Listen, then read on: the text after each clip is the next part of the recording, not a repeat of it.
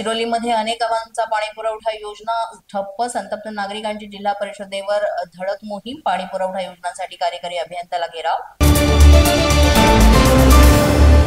सिंधुदुर्गमध्ये आयुष्मान भारत आणि वयवंदना योजना कार्ड उपक्रमाला गती. 32 गावांमध्ये आयुष्मान भारत आणि वयवंदना योजना कार्ड काढायचं काम 100% पूर्ण. रवींद्र खेवडकरांची माहिती.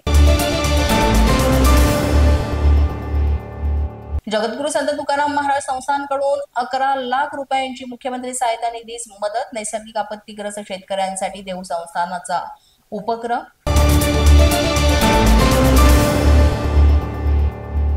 नांदेड शासकीय दवाखान्यामध्ये टेस्ट ट्यूब बेबी सेंटर उभारण्यासाठी प्रयत्न करणार. आमदार ॲडव्होकेट जया अशोक चव्हाण यांच्या वंध्यत्व निवारण विभागीय परिषदेमध्ये देण्यात आली माहिती.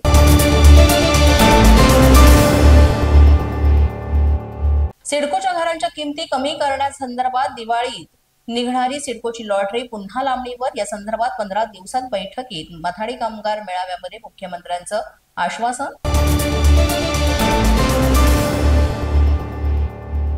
मराठवाडा आणि विदर्भामध्ये आलेल्या नैसर्गिक आपत्तीमुळे मोठे नुकसान. रत्नागिरी नागरी पोलीस विभागाकडून मुख्यमंत्री सहायता निधीकरिता 10,62,00,000 रुपयांचं योगदान.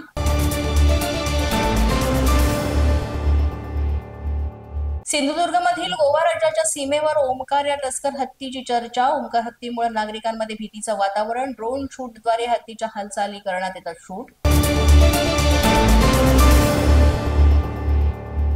चंद्रपूरमधील नगर परिषद निवडणुकीसाठी प्रारूप मतदार यादी जाहीर. राजौरा पालिकेचे माजी उपाध्यक्ष सुनील देशपांडे यांचा स्वतःचं नाव मतदार यादीतूनच गायब झाल्याचा आरोप.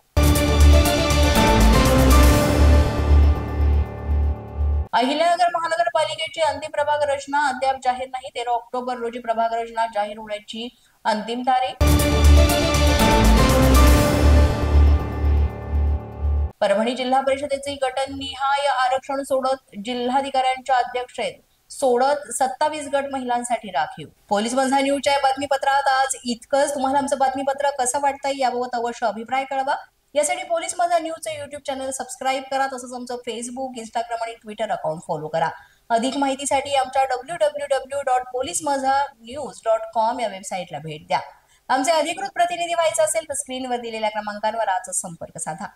आजच्या बातमीपत्रात इतकंच. पुन्हा भेटूया पुढील बातमीपत्रात. तोपर्यंत पाहत रहा पोलीस माझा न्यूज.